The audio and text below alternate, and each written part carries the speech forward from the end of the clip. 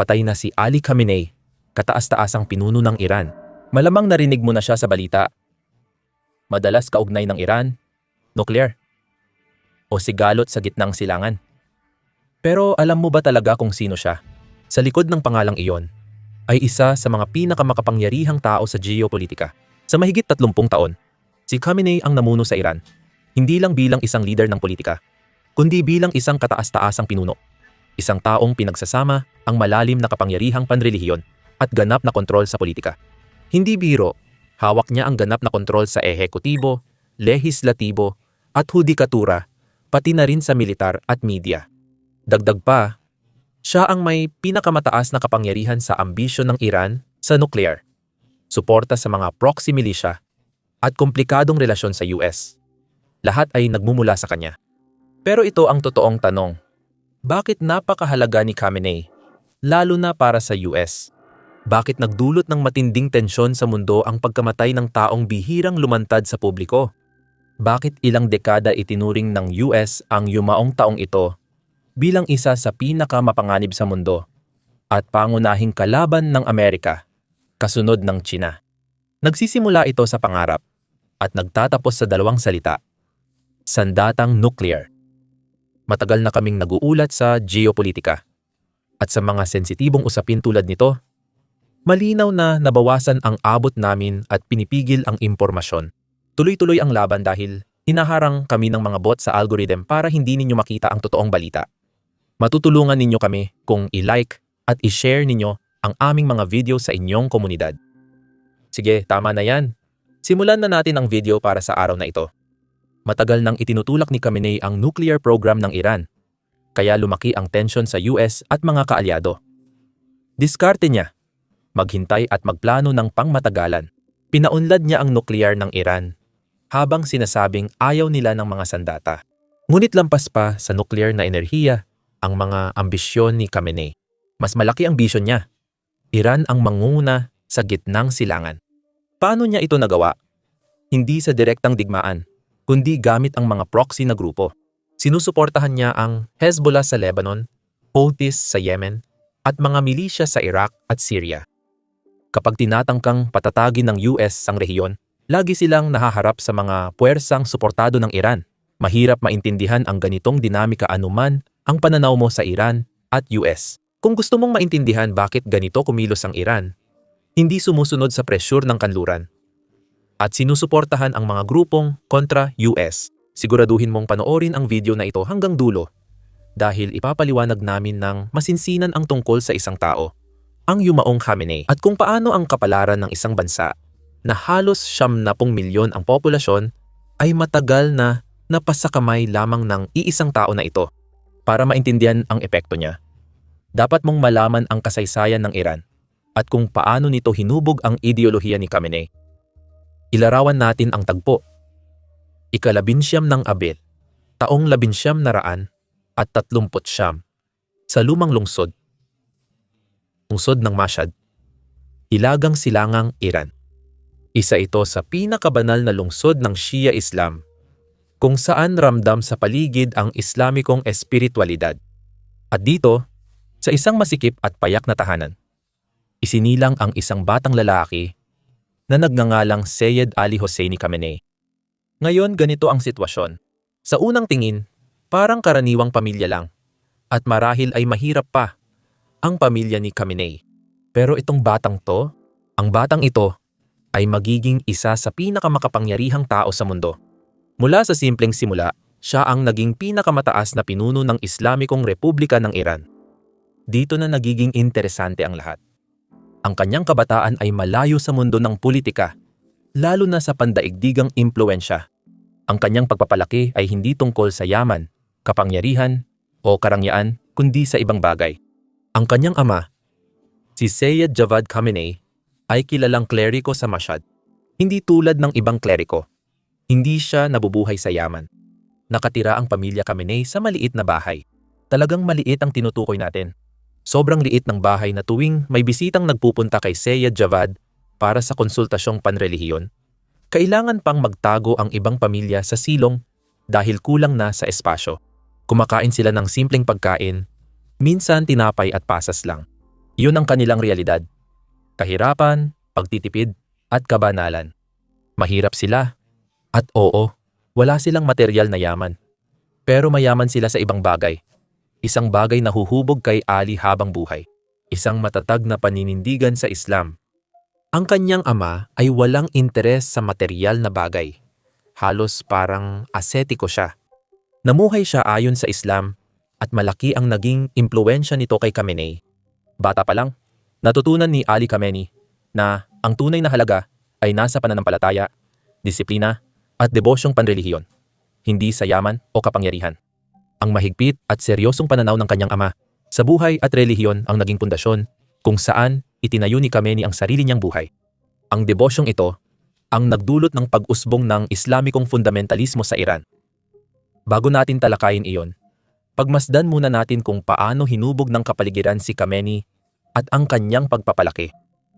Nang mag-4 na taon si Khamenei, nagsimula siyang pumasok sa maktab, isang tradisyonal na paaralang panrelihiyon. Kasama ang kanyang nakatatandang kapatid. Hindi ito ordinaryong elementarya. At hindi lang siya natututo magbasa at magsulat. Isinasaulo niya ang Quran at simula pa lang ay masusing pinag-aaralan ang mga turo ng Islam. Kaya, ang maagang edukasyon ay tungkol sa espiritual na pagsasanay. Ang tuloy-tuloy na indoktrinasyon at pagpipilit ng ekstremistang ideya sa relihiyon ang nagtanim kay Khamenei ng ideolohiyang naging gabay niya habang buhay. Sa edad na 11, matapang niyang sinuot ang kasuotang panrelihiyon ng mga kleriko. Habang naglalaro ang mga kasing edad niya, pinili ni Khamenei na mag-aral ng relihiyon at ialay ang sarili sa landas na di maiisip ng karamihan sa murang edad. Tandaan, ito ay sa panahon ng dinastiyang Pahlavi, kung kailan medyo secular ang bansa at naiimpluwensyahan ng mga kanluraning bansa. Oo, may mga relihiyosong panatiko sa bansa. Pero para sa batang ganoong edad, ang pag-aaral ng mga tekstong Islamiko at pag-aalay ng buhay sa isang layunin ay hindi pangkaraniwan. Natututo rin siya hindi lang sa mga libro, kundi pati sa kanyang ama, na si Sayyid Javad at ibang lokal na kleriko. Matindi iyon. At oo, talagang nakakabaliw. Dito nagsisimulang magbago ang lahat.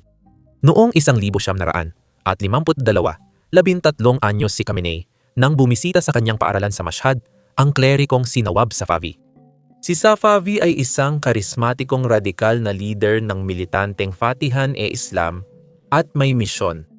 Nagbigay siya ng maapoy na talumpati, binatikos ang Shah at tinuligsa ang anti-Islamikong polisiya ng monarkiya. Talagang pinalakas niya ang apoy ng paglaban. Matindi iyon. Para sa batang si Khamenei, ang talumpating ito ay naging makabuluhan at nagbago ng kanyang pananaw. Si Safavi ay revolusyonaryo at ang kanyang mensahe ay lampas sa tahimik na panalangin o personal na kabanalan. Tungkol ito sa pagkilos laban sa Shah, paglaban sa imperialismong kanluranin, at pagtatanggol ng Islamikong halaga sa harap ng lumalaganap na sekularismo ng bansa. Noong araw na iyon, nagbago si Khamenei. Ito ang naging punto ng pagbabago. Isang sandali kung kailan lumawak ang kanyang pananaw sa mundo. Napagtanto niyang may mas malaking misyon siya. Ipagtanggol ang Islam, hindi lang sa silid-aralan or mosque, kundi pati sa politika. Buong determinasyon niyang isusulong ang rebolusyong magbabago sa Iran at gitnang silangan. Determinado siyang pabagsakin ang traidor na Shah at akyatin ang madulas na hagdan tungo sa magiging Islamikong Iran. Masasabing, ang radikalismo ni Safavi ang nagtanim ng binhi ng revolusyon sa murang isipan ni Khamenei at lalo pang uusbong ang mga binhi rito. Pagkalipas ng ilang taon, handa na si Khamenei sa susunod na yugto ng pag-aaral. Nagpunta siya sa Qom, sentro ng relihiyosong pag-aaral ng Shia sa Iran. Kung seryoso kang maging isang kleriko sa Iran, sa Qom ka pupunta. Ito ang sentro ng lahat. At si Khamenei, nandoon siya para matuto mula sa pinakamahusay na isipan sa Shia Islam. Sa Qom, nag-aral si Khamenei sa pili ng magagaling na guro. Nandoon si Ayatollah Hussein Borujerdi, isang iginagalang na scholar sa fiqh, batas ng Islam. Sa ilalim ni Borujerdi, natutunan ni Khamenei kung paano ilapat ang batas ng Islam sa mga totoong sitwasyon, kung paano bigyang kahulugan ang mga relihiyosong teksto na daan-daang taong gulang at gawing makabuluhan ang mga ito sa makabagong buhay. Naniniwala si Boroherdi na dapat umiwas sa politika ang mga kleriko at mag-focus sa buhay panrelihiyon. Nagkaiba man ng pananaw sina Khamenei at Boroherdi, sumunod at nirerespeto pa rin ni Khamenei ang nakatatanda. Sa huli, naniniwala siya na ang politika ay para sa pagtatanggol ng Islam at ng bansa. Ngunit may isang tao na mas malaki pa ang naging epekto sa buhay ni Khamenei, si Ayatollah Ruhollah Khomeini. Si Khomeini ay isang kleriko na naging mahalaga sa Rebolusyong Iranian noong 1979. Pag-uusapan pa ito sa susunod na bahagi ng video. Una, unawain mo muna na si Khomeini ay kakaibang uri ng kleriko. Hindi siya kontento na manatili lang sa gilid. Ayon kay Khomeini, ang Islam ay hindi lang personal na pananampalataya, kundi pati sistemang pampulitika at paraan ng pamamahala sa lipunan. At mayroon siyang radikal na mga ideya tungkol sa kung paano dapat mamuno ang mga kleriko. Isa sa mga pinaka-revolusyonaryong konsepto niya ay ang Velayat-e Faqih o ang pangangalaga ng Islamikong hukom na nagsasaad na sa kawalan ng walang pagkakamaling imam. Isang Islamikong hukom ang dapat mamuno para sa mga tao upang matiyak na naipapatupad ang batas ng Islam. Ito ang plano para sa Estadong Islamiko, kung saan may tunay na kapangyarihang pampulitika ang mga kleriko. Bilang mahusay na estudyante, inangkin at inaral ito ni Khamenei. Malakas ang dating ng mensahe ni Khomeini sa kanya.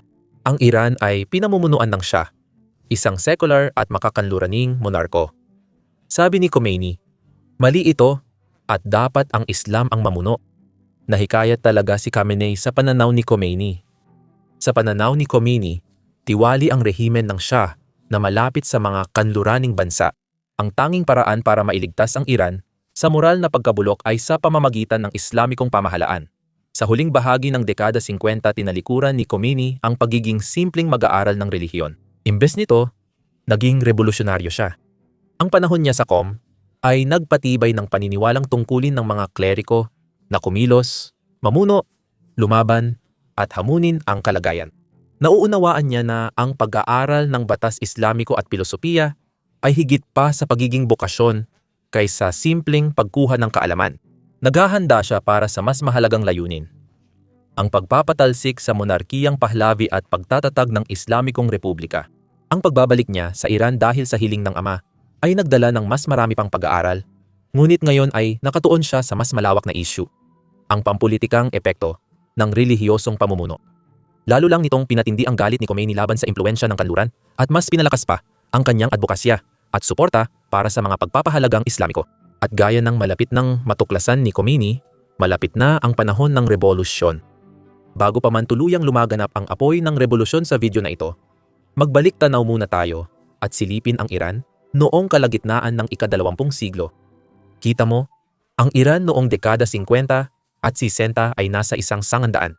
Ang Shah, si Mohammad Reza Pahlavi, na nakaupo sa kapangyarihan dahil sa malaking suporta mula sa mga kanluraning bansa, lalo na ang Estados Unidos at Britanya, ay determinado na mabilis na gawing moderno ang bansa.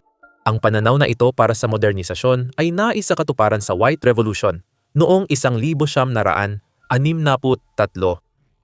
Layunin ng Shah na gawing modern at secular ang Iran, gaya ng ginawa ni Mustafa Kemal Ataturk sa Turkey. Ang programa ay nakatuon sa malawakang reforma para gawing moderno ang ekonomiya at lipunan ng Iran. Ang White Revolution ay may 6 na pangunahing punto: pagbabahagi ng lupa laban sa tradisyonal na Panginoong may lupa, pagbibigay ng boto sa kababaihan, pagsasabansa ng kagubatan, kita para sa manggagawa at industriya, pribatisasyon ng ari-arian ng Estado, at sekular na edukasyon. Sa papel, mukhang hakbang pasulong ang mga reformang ito para dalhin ang Iran sa makabagong mundo. Ngunit para sa malaking bahagi ng populasyon, lalo na sa mga relihiyosong kleriko, ito ay walang iba kundi isang uri ng pagtataksil. Hindi nakita ang mga reforma ni Shah bilang kaunlaran, kundi bilang pag-atake sa Islamikong halaga at identidad ng Iran. Ito ay ikinagalit ni Khomeini.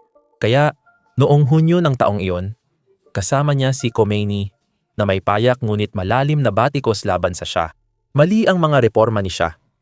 Isa itong banta sa mismong pagkakakilanlang Islamiko at kalayaan ng Iran.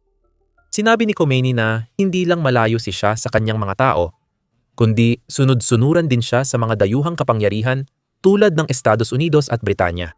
Nagdulot ng pagkabigla sa Iran ang talumpati na humantong sa pag-aresto kay Khomeini. Ang pag-aresto kay Khomeini ang nagpasimula ng malawakang protesta sa bansa na nag-udyok sa maraming tao mula sa iba't ibang antas na magprotesta para sa kanyang paglaya. Determinado pa rin ang rehimen ng Shah na patahimikin siya. Sa isang matinding hakbang, ipinatapon si Khomeini, una sa Turkey, pagkatapos ay sa Iraq. Para sa marami, ang pagpapatapon kay Khomeini ay maaring nagtapos ng kaniyang impluensya sa Iran. Sa halip, lalong tumibay ang determinasyon ng kanyang mga tagasunod, kabilang si Khamenei, na mas naging tapat sa layunin ng Islamic Revolution dahil sa kanyang pagpapatapon. Nakita ni Khamenei ang isang pagkakataon. At ito ay nasa kawalan ni Khomeini. Nag-iwan ito ng puwang sa pamumuno ng oposisyong clerical. Pinunan ni Khamenei ang puwang sa pamamagitan ng pag-udyok ng paglaban sa Shah. Dahil dito, naging mahalaga si Khamenei sa kilusang lihim na nagpapanatili ng kanyang mga ideya. Sinimulan niyang ayusin ang mga lihim na aktibidad at pagpupulong habang iniiwasan ang mapanuring mata ng SAVAK, ang lihim na pulisya ng Shah. Habang lalong nasangkot si Khamenei sa paglaban, napansin siya ng SAVAK. Ang lihim na pulisya ng Shah ay kilala sa kalupitan, gamit ang pagmamanman, pananakot, at pagpapahirap laban sa mga tumututol. Noong 1963, unang inaresto si Khamenei matapos maghatid ng lihim na mensahe mula kay Khomeini kay Ayatollah Milani sa Mashhad na humihikayat sa mga kleriko na tutulan ang reforma ng Shah. Ito ang naging simula ng mahaba at mapanganib na ugnayan ni Khamenei sa SAVAK dahil 6 pang beses siyang inaresto sa susunod na dekada. Bawat pag-aresto ay lalong naging mabigat habang ginamit ng SAVAK ang mas marahas na taktika para sirain ang kanyang loob. Tiniis niya ang matagal na pagkakakulong mag-isa, sunod-sunod na interogasyon, at pisikal na pagpapahirap. Ngunit hindi siya natinag nito. Lalo lang niyang pinatatag ang kanyang determinasyon. Pagkalaya niya, nagpatuloy siya sa pag-oorganisa ng lihim na kilusan at lumawak ang impluensya niya sa mga klerikong tumututol. Habang ipinatapon si Khomeini sa Turkey at sa Najaf, Iraq, hindi siya nakalimutan. Dahil sa pagsisikap ni Khamenei at ng kanyang grupong ekstremista, patuloy na kumalat ang mga ideya ni Khomeini sa Iran. Nagawa ito dahil sa mga lihim na network, moske, at paaralang panrelihiyon. Sa lahat ng ginawa at isinulat ni Khomeini, namukod tangi at mahalaga sa kinabukasan ng Iran ang mga prinsipyo ng Velayat-e-Faqih, ang pangangalaga ng hukom. Ang Velayat-e-Faqih ay revolusyonaryong konsepto na nagtatakda na ang Islamikong hukom ay dapat may pinakamataas na kapangyarihan, hindi lang sa relihiyon, kundi pati sa politika. Naniniwala silang ito ang susi sa kinabukasan ng Iran. Dahil lumilikha ito ng pamahalaang batay sa batas Islamiko at malaya sa impluensya ng dayuhan. Lalo pang pinagtibay ni Khamenei ang paniniwala sa Velayat-e-Faqih na nakita niyang solusyon sa mga problema ng Iran, isang pamahalaang pinamumunuan ng Islamikong iskolar, malaya mula sa katiwalian at panghihimasok ng dayuhan na sumira sa bansa. Naging pundasyon ito ng Islamikong Republika ng Iran. Lalong tumindi ang mga pangyayari noong kalagitnaan ng dekada 70 at muntik nang sumabog ang revolusyon sa Iran. Mas naging mapaniil ang rehimen ng Shah at mahigpit nilalabanan ng SAVAK ang lahat ng pagtutol. Dahil sa maling pamamahala sa ekonomiya, lumalaking hindi pagkakapantay-pantay at malapit na ugnayan ng Shah sa kanluran. Marami ang nadismaya at nalayo sa pamahalaan. Samantala, patuloy na nag-oorganisa ng protesta, welga, at demonstrasyon ang oposisyon kasama si Khamenei. Noong 1975, nagsagawa ang SAVAK ng operasyon laban kay Khamenei. Sinalakay ang kanyang bahay at kinuha ang kanyang mga libro at isinulat. Sa pagkakataong ito, ipinadala si Khamenei sa kilabot na bilangguan sa Tehran na mas malupit ang pagpapahirap kaysa dati. Buwan ng pag-iisa, pambubugbog, at pagkakait ng tulog ang ginamit para sirain siya. Ngunit nanatiling matatag si Khamenei. Kahit nasa bilangguan, patuloy na nagbibigay inspirasyon si Khamenei sa mga tao sa paligid niya. Sa mga madidilim na buwang iyon ng pagkakakulong, nabuhay si Khamenei sa pamamagitan ng pagkapit sa kanyang pangitain. Isang pangitain na matagal na niyang daladala at alam niya na noong siya ay sa wakas ay pinalaya noong 1977 ang Iran ay nasa bingit ng revolusyon.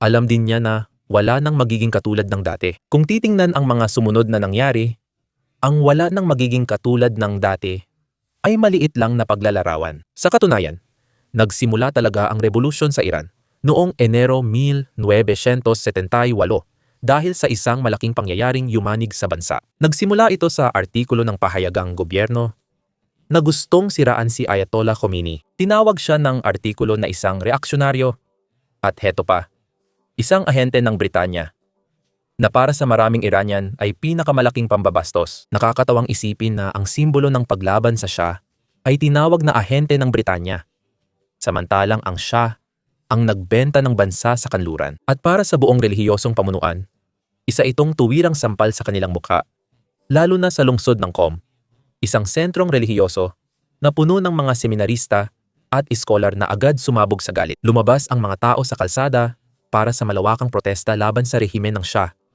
Ngunit imbes na pakalmahin ang sitwasyon, marahas na puwersa ang isinagot ng mga tauhan ng Shah. Pinaputukan ang mga nagpoprotesta at may ilang namatay. Madugo ang araw na iyon. Ngunit simula pa lang ito, hindi iyon ang katapusan. Sa simula, kumalma ang sitwasyon dahil tradisyon sa Iran ang 40 araw ng pagluluksa sa tuwing may namamatay. Pagkalipas ng 40 araw, mula sa madugong insidente sa Qom, muling sumiklab ang mas malalaking, mas maingay, at mas galit na protesta. Ang rehimen ni Shah ay tumugon sa tanging paraan na alam nito, marahas. Mas marami pang dugo ang dumanak. Pagkalipas ng 40 araw, mas malalaking protesta ang sumiklab, gaya ng inaasahan. Kumalat sa buong bansa ang siklo ng pagluluksa, protesta, at panunupil. Hindi lang sa mga relihiyosong lungsod tulad ng Qom. Pagsapit ng kalagitnaan ng 1,978, umabot na ang kaguluhan sa mga sentro ng lungsod, Tehran, Mashhad, Tabriz, at iba pa. Sinubukan ng Shah pigilan ang rebellion sa mas marahas na paraan. Pero lalo lang nitong ginatungan ang galit ng mga tao. Unti-unting nawawala ang matibay niyang hawak sa bansa. At sa pagdami ng mga nagpoprotesta, malinaw na may di mapipigilang nangyayari. Hindi na lang tungkol sa relihiyon o kay Khomeini ang revolusyon, kundi sa galit ng tao sa isang rehimen na tingin nila'y tiwali, mapaniil, at hindi nakakaunawa sa kanila. Ito ang simula ng isang kilusan na malapit ng yumanig sa Iran at sa buong mundo. At hindi natin dapat kalimutan na ang kilusan laban sa Shah ay hindi iisa lamang. Ang hindi alam ng marami ay kakaiba ang rebolusyong Iranian dahil sa lawak ng koalisyon na tumutol sa Shah. Sa una, aakalain mong relihiyosong panatiko lang ang nagtangkang sakupin ang bansa. Pero hindi lang iyon. Isang malawakang pag-aaklas ng iba't ibang grupong pampolitika na may sari-saring ideolohiya at layunin. May mga sekular na nasyonalista na nais ang demokratikong Iran, pati na ang mga grupong kaliwa tulad ng Marxistang Faday at Mujahideen-e-Khalq o MEK na nagnanais ng rebolusyong sosyalista. At syempre, ang lumalakas na kilusang Islamista ni Ayatollah Khomeini. Kahit magkaiba ang ideolohiya, nagkaisa silang tutulan ang Shah. Lahat ng paksyon umaasang makuha ang kapangyarihan matapos mapatalsik ang Shah. Si Khomeini lang may malinaw na plano para sa estado gamit ang Velayat-e-Faqih. Noong huling bahagi ng 1978, magulo ang kalagayan sa Iran. Malalaking welga ng manggagawa sa langis ang tumama sa pangunahing industriya ng bansa.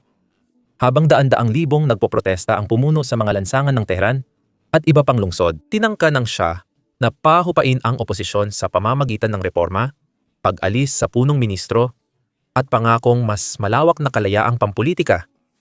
Ngunit huli at kulang ang mga ito. Tapos na ang pagdadalamhati. Lalong lumala ang sitwasyon noong Nobyembre 1978 nang ideklara ng Shah ang batas militar bilang huling pagsubok na maibalik ang kaayusan. Bumwelta ang hakbang na ito at noong Black Friday, nagpaputok ang tropa ng gobyerno sa malaking protesta sa Jaleh Square, Tehran, na nagdulot ng pagkamatay ng marami at nagpalala sa radikalisasyon ng oposisyon. Sa puntong ito, lalong naging mag-isa ang Shah habang nagdurusa sa cancer. Nawawalan na rin siya ng suporta mula sa militar at internasyonal na kaalyado gaya ng Estados Unidos. At sa wakas, noong Enero 1979, sa gitna ng tumitinding mga protesta at welga, umalis si Shah sa Iran, di umano para sa isang bakasyon. Sa totoo lang, hindi na siya bumalik. Ang pag-alis niya ang nagsilbing pagtatapos ng monarkiya. Pwede mong sabihin na nagkagulo ang lahat noong Pebrero 1, 1979. Ito ay isang sandali na tuluyang nagbago sa takbo ng kasaysayan ng Iran. Si Ayatollah Khomeini, matapos ang 14 na mahabang taon ng pagpapatapon, ay bumaba ng eroplano at tumapak sa lupa ng Iran. Sinalubong ng dagat ng milyon-milyong tao. Oo, milyon-milyong Iranian ang nagtipon sa kalsada para makita ang inaasahan nilang magdadala ng bagong panahon. Ang pagbabalik niya ay higit pa sa simbolo. Ang revolusyon ay hindi na malayong pangarap. Nangyayari na ito at si Khomeini ang namumuno mula sa mismong sandali na tumapak ang kanyang mga paa sa lupa ng Iran. Mabilis na kumilos si Khomeini, parang isang grandmaster sa chess na inaayos ang kanyang mga pyesa.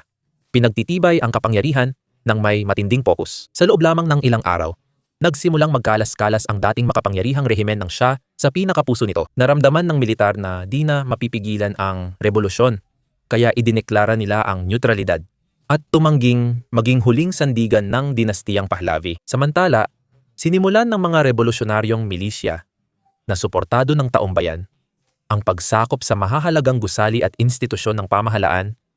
Inaalis ang natitirang bakas ng lumang kaayusan. Ngunit ang tunay na nagpasya ng lahat ay noong ika-11 ng Pebrero, 1979.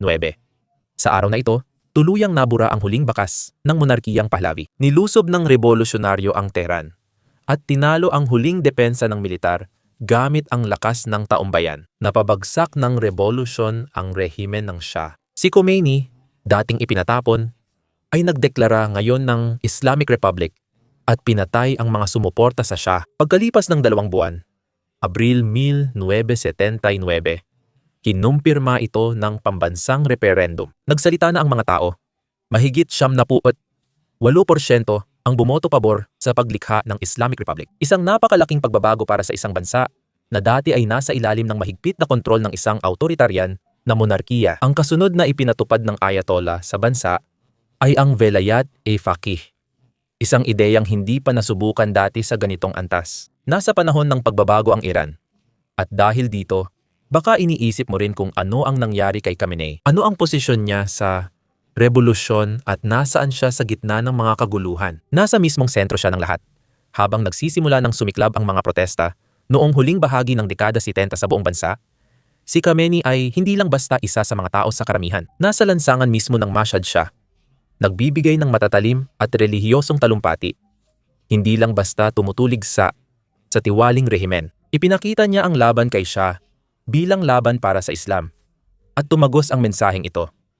Sa Mashhad, ginising ni Khomeini ang damdamin ng mga tao. Pinalakas niya ang lumalaking pagkadismaya.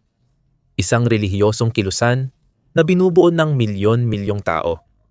Madalas magtalumpati si Khomeini laban sa Shah. Sa ganitong paraan, nakalikom siya ng napakaraming tao na noong napatalsik na ang Shah sa Tehran.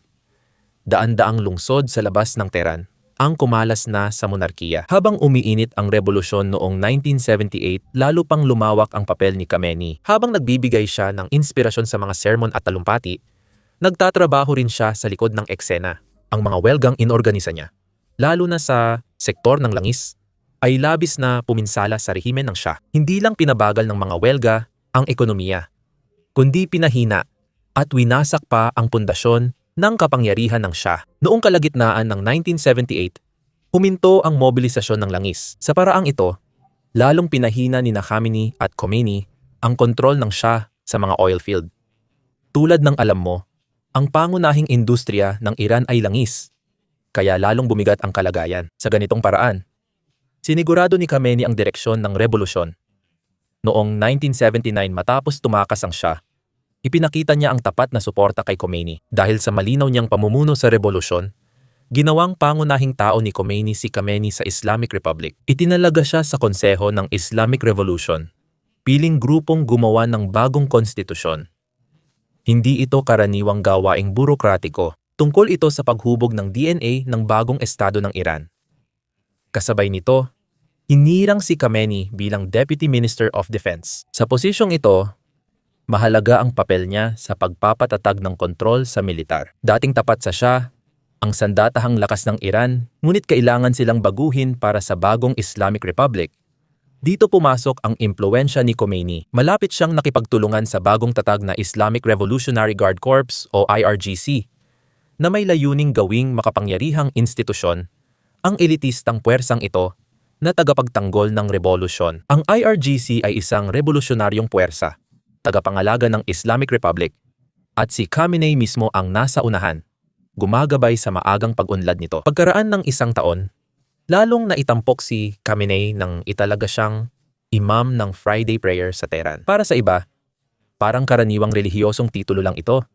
Pero sa Iran matapos ang revolusyon, nabigyan si Khamenei ng pambansang plataporma dahil dito. Tuwing Biyernes, nagtatalumpati siya tungkol sa relihiyon, revolusyon, pagkakakilanlan, at kaligtasan sa isang bansang umaangkop sa bagong realidad. Dahil sa papel na ito, naging kilalang mukha si Khamenei ng bagong rehimen dahil pinapalabas ang kanyang boses sa buong bansa. Nakatulong din ito palakasin ang awtoridad ng revolusyonaryong gobyerno noong hindi pa tiyak ang kanilang kaligtasan. Noong Setyembre ng taon na iyon, tumindi ang tensyon ng salakayin ng Iraq ang Iran. Ang digmaang Iran-Iraq ay labanang dulot ng alitan sa hangganan.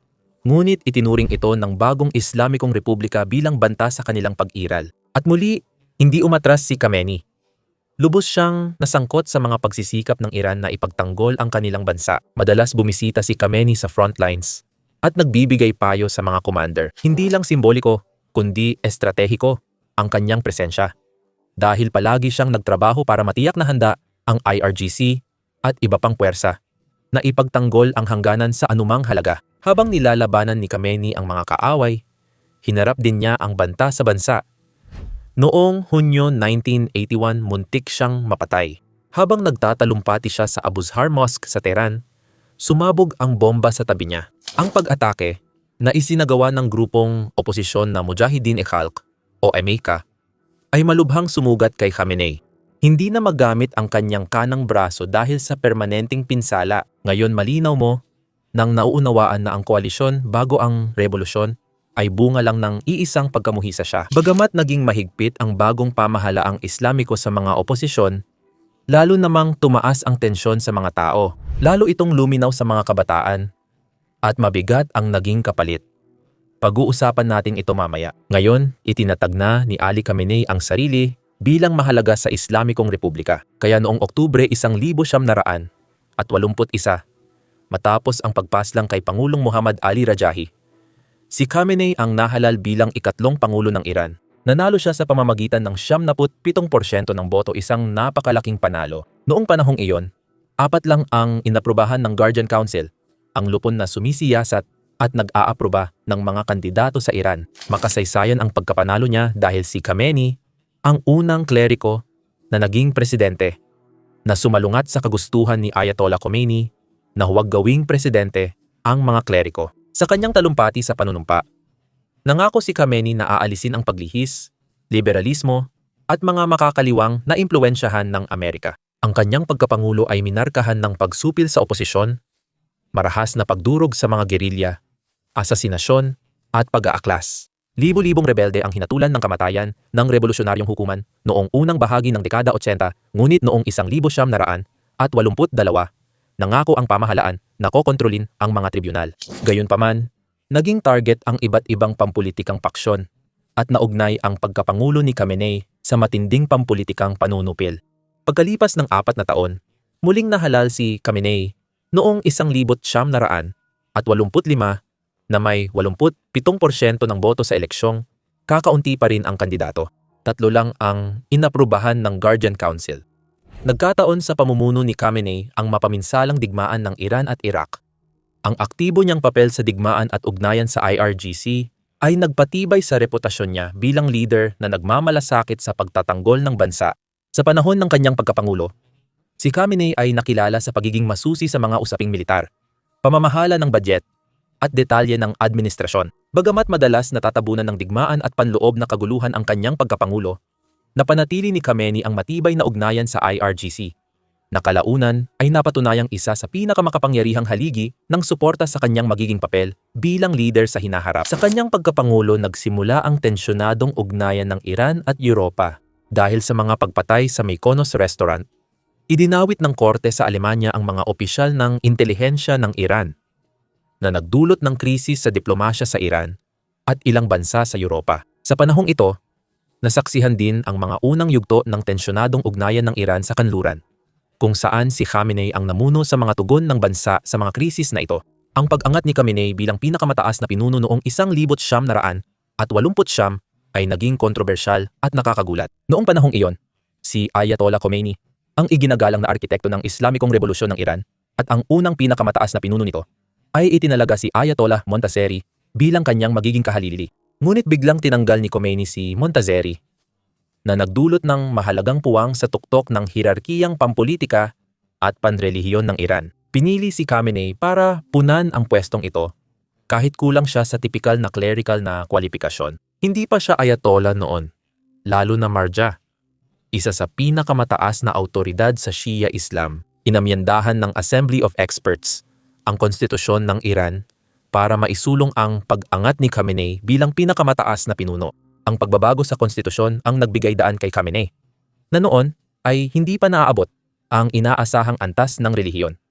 Nagampanan ang tungkulin noong Hunyo 4, 1989 agad na inihalal si Khamenei bilang bagong pinakamataas na pinuno ng Iran ng Assembly of Experts matapos mamatay si Khomeini sa botong 60 mula sa 74.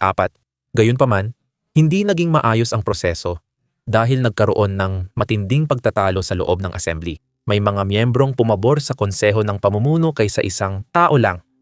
Dahil walang sino man ang kayang pumalit kay Khomeini, itinuring ang modelong ito ng kolektibong pamumuno bilang paraan upang maikalat ang kapangyarihan at mapamahalaan ang mga komplikasyon ng Iran pagkatapos ng revolusyon. Ngunit sa huli, isinantabi ang mungkahing ito at pinaboran ang pagtatalaga kay Khamenei. Ang nakapagtataka, tila nag-aatubili si Khamenei mismo. Ipinahayag niya ang pagdududa sa pagiging angkop para sa papel at sinabing ang nominasyon niya ay dapat magpaiyak ng luha ng dugo. Sa kabila ng pag-aalinlangan, tinanggap ni Khamenei ang posisyon at nagsimula ang kanyang pamumuno. Matapos ang pagbabago sa konstitusyon noon, marami ang tumuring sa kanya bilang pansamantalang leader na papalit lang hanggang may mas angkop na lumitaw. Di naglaon, napalakas ni Khamenei ang kapangyarihan at pinalawak ang impluensya higit sa inaasahan ng iba. Hindi umasa si Khamenei sa karisma o relihiyosong katayuan ni Khomeini para makamit ang kapangyarihan. Ipinakita niya ang husay sa pagmamaniobra sa masalimuot na politika ng Iran. Bumuo siya ng grupo ng mga tapat na taga-suporta sa mahahalagang institusyon, lalo na sa loob ng Islamic Revolutionary Guard Corps o IRGC at sa makapangyarihang samahan ng mga kleriko ng QOM. Magaling si Khamenei sa pagbabalanse ng iba't ibang paksyon sa loob ng sistemang pampolitika ng Irani. Tanda-taran, tinitiyak na walang isang grupo ang magkakaroon ng labis na kapangyarihan. Ang kanyang praktikal na pamamaraan ay nagtitiyak na kaya niyang kontrolin ang mga karibal na grupo habang pinapalakas ang sarili niyang posisyon. Sa pamumuno ni Khamenei, naging parang makapangyarihang tagapangasiwa ng Estado ang pinakamataas na pinuno. Ang kanyang impluensya ay umabot halos sa bawat aspeto ng pamahalaan ng Iran. Kontrolado niya ang militar. Siya ang nagdidikta ng ekonomiya at may malaking kapangyarihan sa patakarang panlabas ng Iran. Malaki rin ang kapangyarihan ni Khamenei sa mga pangunahing institusyong pampolitika, gaya ng pagkapangulo, parlamento, at hudikatura. Naglalabas siya ng kautusan sa mga isyong pambansa, mula ekonomiya hanggang patakarang pangkultura, at tinitiyak ang pagpapatupad ng pananaw ng Islamic Republic. Ang mahalaga, inilagay ni Khamenei ang mga tapat niya sa mahahalagang posisyon ng pamahalaan. Sa higit 3 dekada bilang pinakamataas na pinuno, gumawa siya ng sistemang umiikot sa kanyang kapangyarihan. Malaki ang impluensya niya sa militar at seguridad ng Iran, lalo na sa IRGC na pangunahing nagpoprotekta sa rehimen at nagpapalawak ng impluensya ng Iran sa abroad. Ang kakayahan ni Khamenei na manatiling namumuno ng ganito katagal ay dahil sa kanyang pagiging tuso sa politika at sa mga ugnayang pampatron na kanyang binuo sa paglipas ng panahon. Dahilan upang halos hindi matibag ang kanyang posisyon. Bagamat wala siyang karisma tulad ni Khomeini, pinatunayan ni Khamenei na ang kapangyarihan sa Iran ay hindi sa karisma, kundi sa kontrol nagmumula. Ang teokratikong pamahalaan sa ilalim ni Khamenei, kahit may elementong republikano, ay nakabatay sa pamumunong panrelihiyon. Makakatulong sa kanya ang pagkakaugat na ito sa mga susunod na dekada. Simula taong 1989, si Khamenei ang pinakamataas na pinuno na may halos ganap na kapangyarihan sa sistemang tila demokratiko ngunit kontrolado ng pamumunong panrelihiyon. Ang sentro ng pamahalaang ito ay ang doktrina ng Velayat-e-Faqih na nagbibigay ng kapangyarihan sa pinakamataas na pinuno bilang tagapangalaga ng Islamikong pagkakakilanlan ng Iran at huling tagagawa ng desisyon sa politika.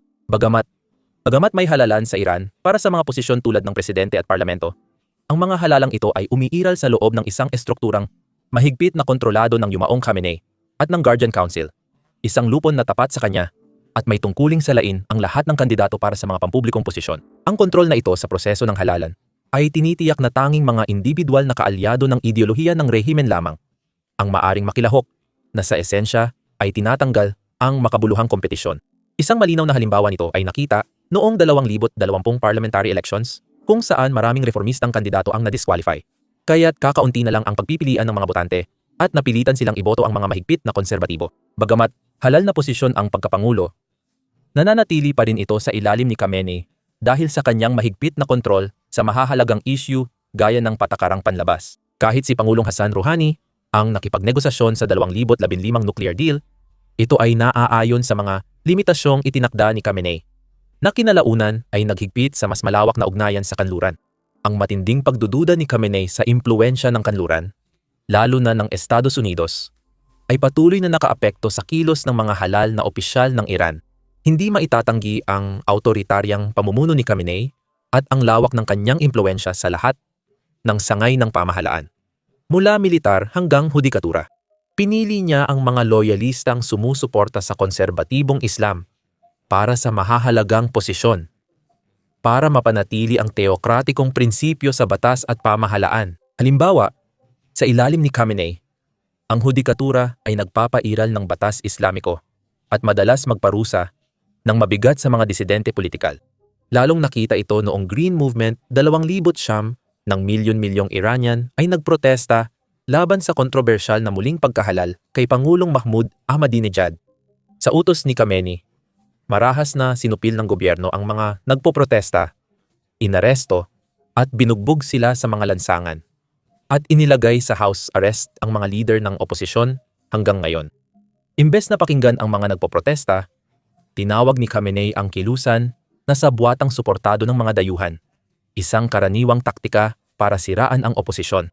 Umabot ng malalim ang kontrol na ito sa media, kung saan pinangibabawan ng rehimen ni Khamenei ang pampublikong diskurso sa pamamagitan ng mga state-run na outlet na nagpapalaganap ng naratibo ng rehimen. Halos wala ng independenteng media, at ang mga kritiko ng rehimen ay madalas pinatatahimik sa panliligalig, pagkakakulong, o mas matindi pa. Mahigpit ding kinokontrol ng gobyerno ang media at internet, kaya laganap ang sensura. Dahil dito, madali niyang nakontrol at nabaluktot ang kwento ayon sa gusto niya. Noong mga protesta noong 2017 at 2019, literal na pinutol ng rehimen ang buong internet sa bansa. Walang komunikasyon papasok o palabas. Hindi lang ito minsan nangyari. Lahat ng online na laban sa kwento ng rehimen ay na-block, na-filter o isinara. Kung gusto mo ng ibang pananaw sa Iran, mahirap itong makita. Kontrolado ng rehimen ang mensahe, pinamumunuan ni Khamenei ang lahat. Kahit may pagsusumikap ang rehimen, nakakahanap pa rin ng paraan ang mga kabataang Iranian para lampasan ang digital na restriksyon. Ngunit malaki ang parusa sa mga nahuling lumalaban sa rehimen online.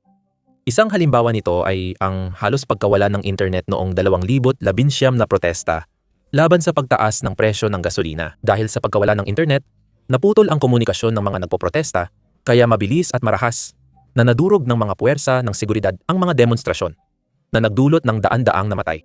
Umabot din ang impluwensya ni Khamenei sa mga patakarang panlipunan ng Iran na nagpapakita ng kanyang konserbatibong paninindigan sa Islam. Ang mga taga-suporta niya, lalo na sa kanayunan at malalakas na institusyon sa Qom at Mashhad, ay sumuporta sa mahigpit niyang pagpapatupad ng Islamikong alituntunin sa asal at pananamit. Saklaw ng konserbatibong patakarang ito ang mga kababaihan na ipinatutupad ng pulisya ng moralidad para tiyakin ang pagsunod sa hijab at paghihiwalay ng kasarian. Madalas magbabala si Khamenei sa kultural na pananakop ng kanluran na tinuturing niyang banta sa Islamikong pagkakakilanlan ng Iran, lalo na ang mga pagpapahalaga tungkol sa personal na kalayaan. Tinawag ni Khamenei ang Islamikong Republika bilang huling muog ng moralidad sa sekular na mundo, na mas pinatatag ang katapatan ng kanyang mga konserbatibong taga-suporta. At huwag mong isipin na politika lang ang larangan na pinagharian ni Khamenei. Hindi, umabot din ng kanyang impluwensya sa ekonomiya. Mahigpit na konektado ang pananaw ni Khamenei sa ekonomiya sa kanyang ideolohiyang pampolitika, na nakatuon sa paglaban sa dayuhang impluwensya at pagpapanatili ng kalayaan ng Iran. Sa kabila ng ilang dekadang sanksyon mula sa US at mga kaalyado, hinarap ni Khamenei ang hamon sa halip na umatras o magkompromiso. Ipinaglaban niya ang tinawag niyang resistance economy. Ngayon, hindi na lang ito estratehiya para mabuhay sa parusa. Isa na itong pahayag. Para kay Khamenei, mahalaga ang sariling kakayahan sa ekonomiya para mapanatili ang soberanya ng Iran. Ang pag-asa sa dayuhang pamumuhunan, lalo na mula sa kanluran, ay parang ibinibigay ang susi ng kinabukasan ng bansa. Hayagang kinritiko niya ang globalisasyon at kapitalismong kanluranin na para sa kanya'y mapagsamantala at sira ang moralidad. Para sa kanya, hindi lang ito mga modelo ng ekonomiya, kundi bahagi ng mas malawak na agenda para pahinain ang mga bansa gaya ng Iran. Sa halip, itinulak ni Khamenei ang ekonomiyang nakasalalay sa sariling produksyon, natutok sa agrikultura at industriya. At hindi lang ito tungkol sa pagiging praktikal. Isa itong ideolohiya. Naniniwala si Khamenei na kung palalakasin ng Iran ang sariling ekonomiya, hindi na nila kailangang sumunod sa dayuhang kapangyarihan. Ipinakita niya ang pressure sa ekonomiya mula sa mga parusa, hindi bilang hirap na dapat kaawaan, kundi bilang karangalan at simbolo ng matibay na pagtindig ng Iran laban sa dominasyon ng kanluran. Hindi lang sa pamahalaan ipinatupad ang resistance economy. Hinikayat din ni Khamenei ang mga Iranian na magtipid, bawasan ang konsumo, at palakasin ang lokal na produksyon. Sinabi niya na sulit ang hirap ng mga parusa basta't maprotektahan ang bansa sa dayuhang kontrol. Malaki ang epekto nito sa kanyang konserbatibong taga-suporta. Itinuturing itong moral na paninindigan laban sa panlabas na puwersa. Ngunit ayon sa mga kritiko, nagdulot ito ng stagnasyon ng ekonomiya at nahirapan ang mga industriya sumabay sa makabagong panahon. Halos walang dayuhang pamumuhunan, kaya ang karaniwang Iranian ang nagdurusa. Pero matatag pa ring pinanindigan ni Khamenei ang kanyang prinsipyo noong nabubuhay pa siya. Para sa kanya, ang pagtanggap sa kanluraning modelo ng ekonomiya ay nagbabanta sa pagkakakilanlan at kalayaan ng Iran. Pero hindi lang ekonomiya ang mahigpit na kontrolado ni Khamenei. Ang kontrol niya sa militar ng Iran ay isa pang malaking bahagi kung paano siya nanatili sa kapangyarihan ng matagal. Bilang pinakamataas na pinuno, si Khamenei ang commander-in-chief at may ganap na kapangyarihan sa militar, kasama ang makapangyarihang Islamic Revolutionary Guard Corps. Kapwa nakikinabang sina Khamenei at ang IRGC sa kanilang ugnayan. Umasa si Khamenei sa IRGC para mapanatili ang kanyang pamumuno at ipatupad ang kanyang pananaw sa Islamic Republic sa bansa at rehiyon. Bilang kapalit, binigyan niya sila ng malaking impluensya at kalayaan, kaya naging makapangyarihang puwersa sila. Kahit sa panahon ng matitinding problemang pang-ekonomiya, siniguro ni Khamenei na manatiling pangunahing prioridad ang paggastos para sa militar. Dahil para sa kanya, ang malakas na militar ay hindi lang tungkol sa pagtatanggol sa Iran. Ito ay tungkol sa pagigiit ng papel ng Iran bilang isang puwersang regional. Sa pamumuno ni Khamenei, ginamit ng Iran ang maraming yaman sa missile program at iba pang kakayahang militar para palawakin ang impluwensya nila sa gitnang silangan. Kabilang dito ang pagsuporta sa proxy groups tulad ng Hezbollah sa Lebanon at mga milisya sa Iraq at Syria. Bilang bahagi ng mas malawak na estratehiya ni Khamenei upang tapatan ang impluwensya ng kanluran at Saudi sa rehiyon. Ang estratehiyang militar na ito ay kaugnay ng kanyang pilosopiyang pang-ekonomiya. Gaya ng paniniwala niyang dapat maging malaya ang ekonomiya mula sa kanluran, nakita niyang mahalaga ang malakas at nagsasariling militar para maprotektahan ang soberanya at mapalawak ang impluwensya ng bansa. Mahalaga ang papel ng militar sa pagtulong kay Khamenei na tiyakin na hindi lang makakatagal ang Iran sa presyon, kundi patuloy na lalabanan ang panlabas na puwersa sa pamamagitan ng kombinasyon ng resistensyang pang-ekonomiya at lakas militar. Napanatili ni Khamenei ang kanyang kapangyarihan sa loob ng mga dekada. Habang umaasa si Khamenei sa katatagang pang-ekonomiya at lakas militar para igiit ang kalayaan at impluwensya ng Iran, naging tampok din ang matinding pagsupil niya sa mga kalayaang sibil at karapatang pantao. Ang autoritaryang pamamaraang ito ang naging sentro ng kontrol ni Khamenei sa bansa. Mas pinahalagahan niya ang kaligtasan ng Islamikong Revolusyon kaysa sa individual na kalayaan. Isa sa pinakakilalang at nakakabahalang aspeto ng pamumuno ni Ayatollah Ali Khamenei ay kung paano niya tinrato ang kalayaang sibil at karapatang pantao sa Iran. Ngayon, makikita mong mahigpit niyang hinahawakan ang kapangyarihan at isinusulong ang naratibo ng pagtatanggol sa Islamikong Revolusyon. Para magawa iyon, umasa siya sa sensura, panunupil at pagmamanman para sa karaniwang Iranian, lalo na sa mga babae, minorya o kritiko ng gobyerno. Napakasakal ang buhay sa ilalim ni Khamenei. Halimbawa ang mga Kurd at Baha'i. Palaging mahigpit na pinipigil ng rehimen ni Khamenei ang mga grupong ito. Matagal nang hinihiling ng mga Kurd ang mas malawak na autonomiya, ngunit palaging mabilis at minsan ay marahas ang tugon na natatanggap nila. Paano naman ang mga Baha'i? Matagal na silang nahihirapan dahil turing ng rehimen ni Khamenei sa kanila ay mga erehe. At hindi lang ito basta tawag. Nauuwi ito sa sistematikong diskriminasyon. Kinakaitan sila ng mataas na edukasyon, oportunidad sa trabaho, at kalayaan sa kanilang relihiyon. Kaya kapag tinatalakay kung paano tinrato ng gobyerno ni Khamenei ang kanyang mamamayan, sentro ng usapan ang mga minoryang ito. At hindi lang doon nagtatapos. Pampulitikang pagtutol? Talagang hindi pinapayagan. Balikan natin ang Green Movement noong 2009, milyon-milyong Iranians ang nagprotesta sa kalsada dahil sa paniniwalang nadaya ang eleksyon, na sinagot ng rehimen ng dahas. Binugbog, ikinulong, at pinatay ang ilang nagpoprotesta. Sabi ni Khamenei, banyagang pakana ito para pabagsakin ang Iran. Sa totoo lang, layunin nitong patahimikin ang mga bumabatikos sa kanyang kapangyarihan, gaya ng paulit-ulit nating nakita sa kanyang kakatapos lang na pamumuno. Ang pagtutol ay banta sa rehimen kaya tinutugon ito ng panunupil. Malaki rin ang papel ni Khamenei sa paghubog ng kabataang Iranian. Bukod sa iba pa niyang naimpluwensyahan, nang maupo siya sa kapangyarihan, naintindihan niya ang halaga ng pagkontrol sa edukasyon. Sa Iran, hindi lang mga asignatura ang itinuturo sa mga paaralan, kundi pati mga halaga ng Islamikong Revolusyon. Kasama na sa kurikulum ang pag-aaral ng relihiyon at katapatan sa rehimen. At ang mga universidad, na dati masiglang lugar para sa intelektual na talakayan, ay ngayon mahigpit ng kontrolado ang kapaligiran. Mga propesor na reformista, pinalayas na sila. Hindi hinihikayat ang mapanuring pag-iisip laban sa rehimen. Pero dito nagiging komplikado ang sitwasyon. Hindi agad naniniwala rito ang mga kabataang tagalungsod sa Iran. Pinalakas pa ni Khamenei ang mga hakbang para protektahan ang kabataang Iranian mula sa kulturang kanluranin.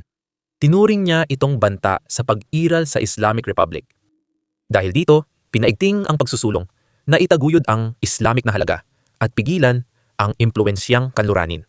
Ang totoo, magkakaugnay na ang mundo at alam ng kabataang Iranian ang nangyayari sa labas ng kanilang bansa. Nasasakal na sila sa kakakulangan ng personal na kalayaan, sa mga problemang pang-ekonomiya, at sa palagiang presyur na sumunod sa isang ideolohiya na pakiramdam nila ay lalong hindi na akma sa kanilang tunay na kalagayan. Kasabay ng kanyang pagkamatay ay dumarating din ang pagkakataon para sa kabataan na sirain ang mga tanikala na nagkulong sa kanila at ipaglaban ang sarili nilang bersyon ng isang malayang Iran na sumasalamin sa kanilang sariling imahe. Tama ring sabihin na ang kontrol ni Khamenei sa kabataang Iranian sa edukasyon ay sumasalamin sa pagbabagong panlabas na patakaran. Pinagsasama ang higpit ng ideolohiya at praktikal na pagbabago para sa panloob na katatagan at impluwensya sa rehiyon. Namana niya ang rehiyong nasa bingit at bansang halos di nakaligtas sa 8 taong digmaan kontra Iraq. Patuloy na bumabangon ang Iran at mahigpit na sinusubaybayan ng mundo kung anong uri ng manlalaro ang magiging bagong Islamic Republic. Sa ilalim ni Khamenei, ang patakarang panlabas ng Iran ay lumihis mula sa dating revolusyonaryong sigasig patungo sa mas kalkuladong pamamaraan. Kahit kailan ay hindi nawala sa bansa ang mga pangunahing layunin nitong ideolohikal. Ganito ang naging takbo ng mga pangyayari. Matapos ang Revolusyong Islamiko noong 1979, nagtuon ang Iran sa pagpapalaganap ng revolusyonaryong mensahe nito sa buong mundo. Gusto ni Khomeini na patalsikin ng ibang bansang Islamiko ang kanilang monarkiya o diktadura at magtatag ng sariling estadong Islamiko. Ang slogan ay, ni silangan ni kanluran kundi ang Islamikong Republika at sumasalamin iyon sa pananaw noon.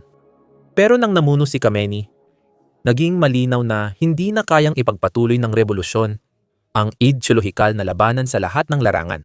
Winasak ng digmaan sa Iran at Iraq ang bansa, kaya napagtanto ni Khamenei na para mabuhay ang Iran, kailangan nitong maging mas maingat. Habang nananatili ang diwa ng revolusyon, pinamunuan ni Khamenei ang bansa sa mas praktikal at maingat na patakarang panlabas. Layunin nito na protektahan ang interes ng Iran habang isinasaalang-alang ang ideolohikal na pinagmulan nito.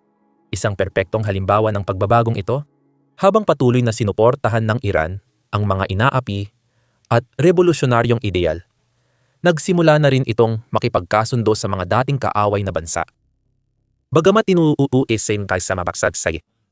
tinutulig sa ng Iran ang kanluran, hindi nito isa sa panganib ang sariling seguridad o ekonomiya. Pagdating sa Estados Unidos, hindi talaga nagbago ng posisyon si Khamenei. Ayon sa kanya, ang US ang simbolo ng mali sa kanluraning imperialismo, kaya patuloy niyang nilalabanan ang impluwensya ng Amerika sa kanyang patakarang panlabas. Tinawag niyang pangunahing kaaway ng Iran ang US at patuloy ang malalim niyang kawalang tiwala sa mga layunin ng Amerika sa buong pamumuno niya. Habang lumalakas ang Iran bilang regional na kapangyarihan, lalong tumindi ang anti-Amerikanong pananalita ni Khamenei. Paulit-ulit niyang tinawag ang US na dakilang satanas, isang terminong sumasalamin sa kanyang pananaw. Lalong lumitaw ang kawalang tiwala dahil sa pananakop ng US sa Iraq noong 2003. Kahit nagdigma ang Iraq at Iran noong dekada 80, nakita ni Khamenei ang pananakop ng Amerika bilang banta sa Iran, hindi positibong pagbabago sa rehiyon. Ayon sa kanya, hindi ito tungkol sa demokrasya sa Iraq, kundi sa pagpoposisyon ng US para sa posibleng pag-atake sa Iran. At pagkatapos ay naroon ang 2015 nuclear deal, ang Joint Comprehensive Plan of Action o JCPOA.